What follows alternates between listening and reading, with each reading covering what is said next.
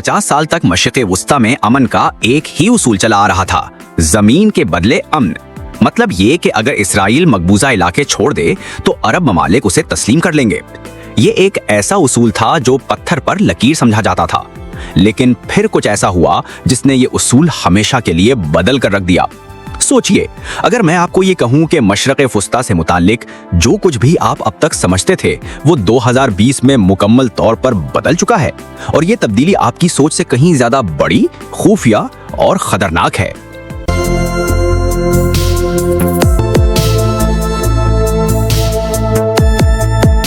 ये है Abraham accord. America की सालिसी में 4 अरब ममालिक में अचानक इसराइल के साथ ताल्लुकात मामूल पर लाकर और हाथ मिलाकर पूरी दुनिया को हैरान कर दिया। ये सिर्फ ताल्लुकात बहाल करने तक महदूद नहीं था, बल्कि बरसों की दुश्मनी को पीछे छोड़कर एक नया नजरिया अपनाना था। अमन के बदले अमन।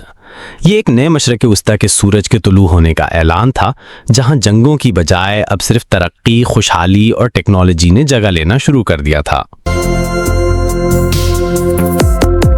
अचानक तिजारत, सियाहत और सरमायाकारी के वो दरवाजे खुल गए जो बरसों से बंद समझे जाते थे। सब कुछ बहुत जल्दी बदल गया, लेकिन ये कहानी इतनी सीधी नहीं है जितनी दिखती है। इन चमकती इमारतों और बड़े तारीखी मुआहिदों के पीछे एक ऐसी खुफिया कहानी छुपी है जो कई सालों से पर्दे में थी। ये मुआहिदे रातों रात नहीं हुए। इनके पीछे कई सालों की छुपी हुई मुलाकातें, खामोश सौदेबाजियां और एक मुश्तरका खौफ छुपा हुआ था, और वो खौफ था ईरान।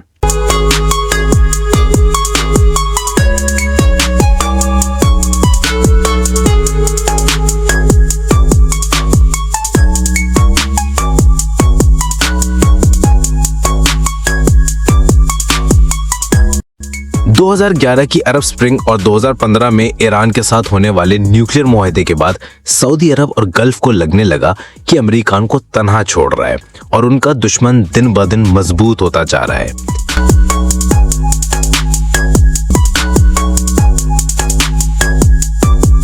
इसी डर ने पुराने दुश्मन के दुश्मन को दोस्त बना दिया। फिर इंटेलिजेंस का तबादला शुरू हुआ, टेक्नोलॉजी का लेन देन शुरू हुआ और यूं एतमाद की नाजुक सी बुनियाद रखने का आगाज हुआ। लेकिन इन सब खुफिया बातों को दुनिया के सामने लाने के लिए एक ऐसे शख्स की जरूरत थी जो रिवायतों की परवाह न करे, जो असूल तोड़ने से ना घबराए और जो आजमी चासत में सबसे बड़ा जुआ लगाने का हौसला रखता हो। यहीं पर दुनिया की स्टेज पर आती है डोनाल्ड ट्रंप की हुकूमत। ट्रंप ने रिवायती सफारतकारी को एक तरफ रखकर एक सीधा सा कारोबारी फॉर्मूला अपनाया, यानी कुछ दो कुछ लो। यूएई को अमेरिका के जदीद तरीन तैयारे चाहिए, कीमत इसराइल से दोस्ती। मराकेश को मगरिबी सहारा पर अमेरिका की हुमायत चाहिए, कीमत वही, यानी इसराइल से ताल्लुकात। सूडान को दहशतगर्दों की फहरिस्त से निकलकर अपनी कमजोर इकोनॉमी बचानी है, तो कीमत इब्राहिम एकॉर्ड में शमूलियत।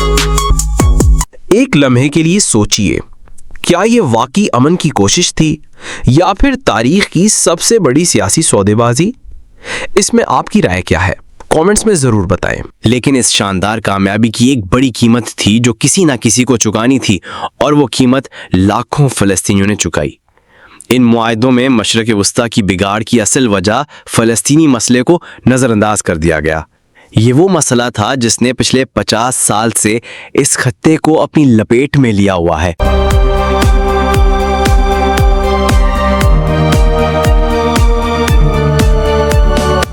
इसलिए फ़लस्तीनियों ने इसको पीठ में छुरा घोंपने के मुतरादिफ करार दिया। उन्हें लगा कि उनके अरब भाइयों ने उन्हें अकेला छोड़ दिया है और वह अब बेयारो मददगार हैं।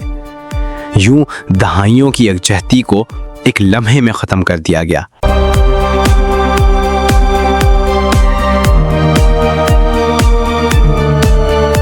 ये सिर्फ एक सियासी धचका नहीं था, बल्कि ये एक नफ्सियाती सदमा था जिसने फ़लस्तीनियों को मज़ीद तन्हा और गैर महफूज कर दिया।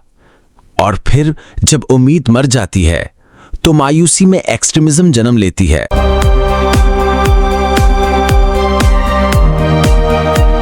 لیکن اس ساری بساط میں سب سے بڑے کھلاڑی کی انٹری باقی تھی، اور وہ تھا سعودی عرب، اسلام کے مقدس ترین مقامات کا رکھوالا اور مشرق وسطی کی سب سے بڑی طاقت۔ اگر سعودی عرب بھی مسئلہ فلسطین کو پس سے پش ڈال کر اس معاہدے کا حصہ بن جاتا تو پورے خطے کا نقشہ ہی بدل جاتا، اور پھر وہ ہوا جو اس سے پہلے 50 سال میں کبھی نہیں ہوا، سودے بازی شروع ہوئی۔ ریاض نے امریکہ کے سامنے اپنے مطالبات رکھے، نیٹو جیسے دفاعی معاہدے، اپنا ایٹمی پروگرام اور جدید ترین امریکی اسلحہ، سب کچھ طے ہوتا جا رہا تھا کہ ایک رات غزہ سے اسرائیل پر راکٹ داغ دیے گئے اور پھر ساری بساط الٹ گئی۔ حماس کے ان میزائلوں نے عالمی سطح پر بچھائے شطرنج کے اس کھیل کے سارے مہرے ایک پیادے سے ہی مار دیے، اور وہ مسئلہ فلسطین جس کو سب ختم سمجھ بیٹھے تھے، وہ مسئلہ فلسطین دوبارہ دنیا کی سینٹر آف گریوٹی بن گیا۔ حماس کی اس کیلکولیٹڈ موو نے سعودی عرب کو ایسے مشکل دوراہے پر لا کھڑا کیا جس میں ایک طرف اس کی تاریخ بدلنے والے شاندار معاہدے ہیں اور دوسری طرف فلسطینیوں کی حمایت چھوڑنے کی بھاری قیمت۔ تو سوال یہ پیدا ہوتا ہے کہ کیا اب سعودی عرب یہ قدم اٹھائے گا؟ حماس کی اس کیلکولیٹڈ موو کے بعد اسرائیل نے فیصلہ کر لیا کہ اس نے اب ابراہام اکارڈ کے راستے میں آنے والے ہر خطرے کو ختم کرنا ہے، چاہے وہ پیجر حملے ہو یا پھر حسن نصر اللہ اور اسماعیل ہنیہ جیسے رہنماؤں کی شہادت۔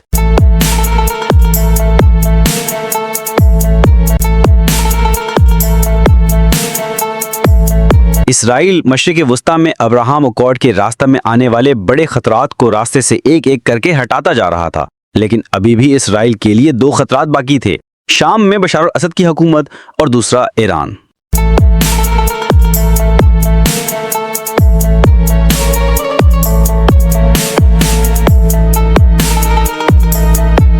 پھر ایک دن انتہائی ڈرامائی انداز میں شام میں بشار الاسد کی حکومت ختم ہو جاتی ہے اور وہاں آ جاتے ہیں جولانی صاحب، وہی جولانی جس کو دہشت گردی کی فہرست سے نکالنے کے لیے سعودی عرب نے ٹرمپ کے دورہ عرب کے دوران درخواست تھی۔ شام میں بشار الاسد رجیم کے فال کے بعد اسرائیل کے لیے صرف اور صرف ایک ہی خطرہ باقی بچا تھا، اور وہ تھا ایران، اور پھر وہی ہوا جس کا سب کو خدشہ تھا، یعنی ایران اسرائیل جنگ۔ اب سوال یہ باقی تھا کہ ان حالات میں سعودی عرب ابراہام اکارڈ سے متعلق کیا فیصلہ کرتا ہے، کیونکہ یہی فیصلہ پورے خطے کے مستقبل کا تعین کرے گا۔ ذرا سوچئے، 2025 میں پورا مشرق وسطی خصوصاً گلف شورشوں کی لپیٹ میں ہو، حالات دن بدن خراب سے خراب ہوتے جا رہے ہوں، اور اس سے یہاں جو آگ لگے تو وہ آگ کسی ایک ملک یا شہر تک محدود نہیں رہے گی، بلکہ پورے خطے کو ہلا کر رکھ دے گی، اور شاید یہی وہ لمحہ ہے جہاں ابراہام اکارڈ کا اصل اور آخری امتحان شروع ہوتا ہے۔ اب چونکہ ایران اسرائیل جنگ میں سیز فائر ہو چکا ہے، ایسے میں اس جنگ سے ابراہام اکارڈ 2 حصوں میں تقسیم ہو جائے گا۔ پہلا حصہ ہوگا فرنٹ لائن پر، وہ ممالک جو ایران کے پڑوس میں واقع ہیں، جیسے UAE، بحرین اور قطر۔ ان کے لیے یہ خطرہ ایک حقیقی اور فوری ہوگا۔ کیونکہ ان کے ملکوں میں امریکی فوجی اڈے موجود ہیں، اور یہی اڈے ایران کی میزائلوں کا پہلا ہدف بن سکتے ہیں، اور بنی بھی، اور یہ بار بار بنیں گے۔ لہٰذا ان ملکوں کے سر پر ایران ایک خطرہ بن کر آئے گا۔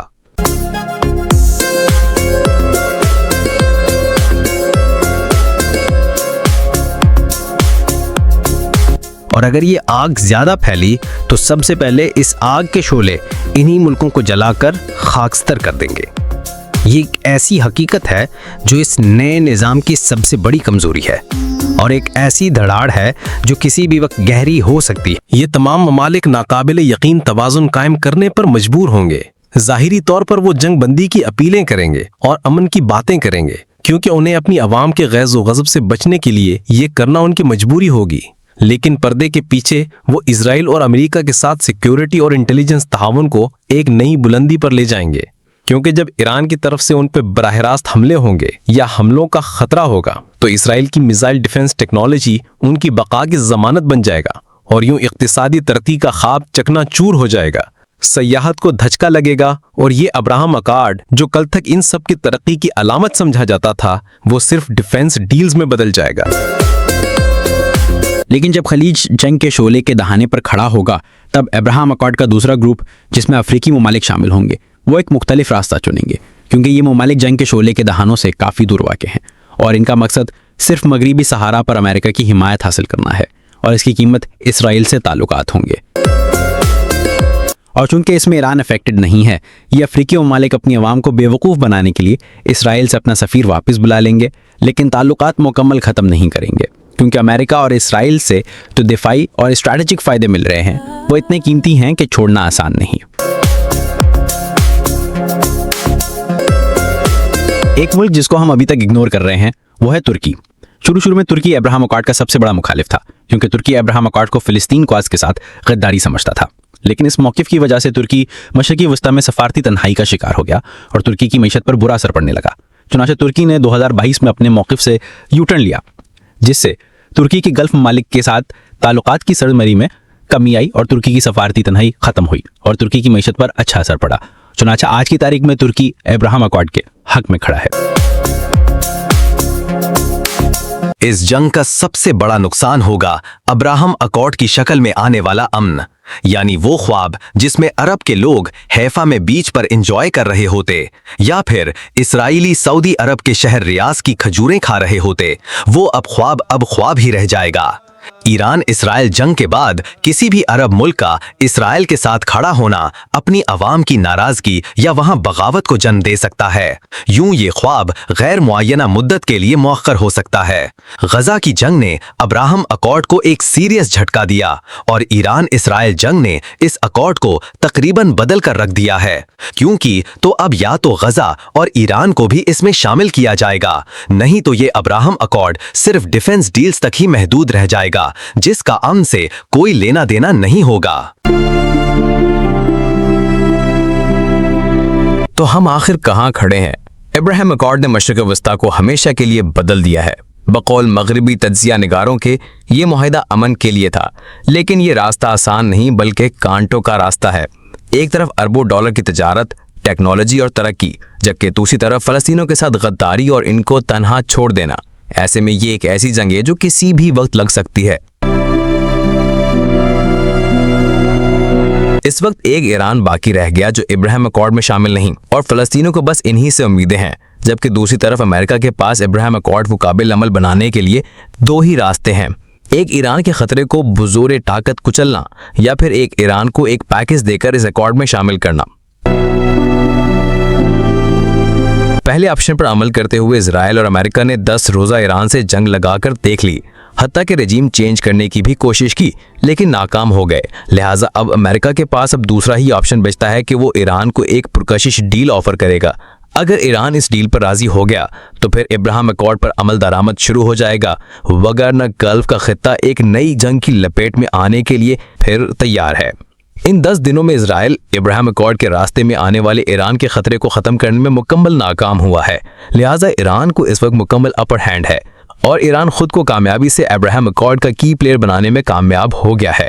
ایران کے اسرائیل پر جوابی حملے نے عرب کی عوام میں ایک نیا جوش بھرا ہے، جس کی وجہ سے عرب لیڈرشپ پر اب ابراہیم اکارڈ کو منوون تسلیم کرنے پر سخت قسم کا پریشر ہوگا۔ ان کو بغاوتوں کا خطرہ ہوگا، عرب لیڈرشپ کو سخت قسم کی ریزسٹنس کا سامنا کرنا پڑے گا، کیونکہ سو کالڈ امن کا منصوبہ اشرافیہ کا ہے اور اس میں عوام کو بالکل شامل نہیں کیا گیا۔ ابراہیم اکارڈ پرانے مشرق وسطی کے نقشے کو ماضی کا قصہ بنا چکا ہے اور ایک نئے مشرق وسطی کا سورج طلوع ہونے والا ہے، جس میں خطرات بھی ہیں، دوستیاں بھی ہیں اور نئی دشمنیاں بھی۔ یہ سب پلان کرنے والا شاید یہ سوچ رہا ہے کہ کہانی ختم ہونے والی ہے، لیکن کہانی ابھی ختم نہیں ہوئی، اس کا اگلا باب ابھی لکھا جانا ہے، کیونکہ اس کے اثرات صرف مشرق وسطی تک محدود نہیں رہیں گے، بلکہ یہ دنیا کو ہلا کے رکھ دے گی۔ اور اس ساری گیم میں امریکہ اسرائیل کے ساتھ ساتھ ایک خاموش کھلاڑی ابھی باقی ہے، چین، جو کہ بہت سوچ سمجھ کر اپنی چال چل رہا ہے۔ چین کا مشرق وسطی کے لیے کیا منصوبہ ہے؟ اس نے ایران اور سعودی عرب کو ایک میز پر لا کر ایسے امریکہ کو حیران کیا، اور چین کا اگلا پلان کیا ہے؟ یہ سب جاننے کے لیے ہماری اگلی ویڈیو ضرور دیکھیں۔ ہمارے پیج کو فالو کریں اور لائک کریں اور سی فرسٹ پر کر لیں، تاکہ ایسے مزیدار سے کانٹینٹ سے کہیں محروم نہ رہ جائیں۔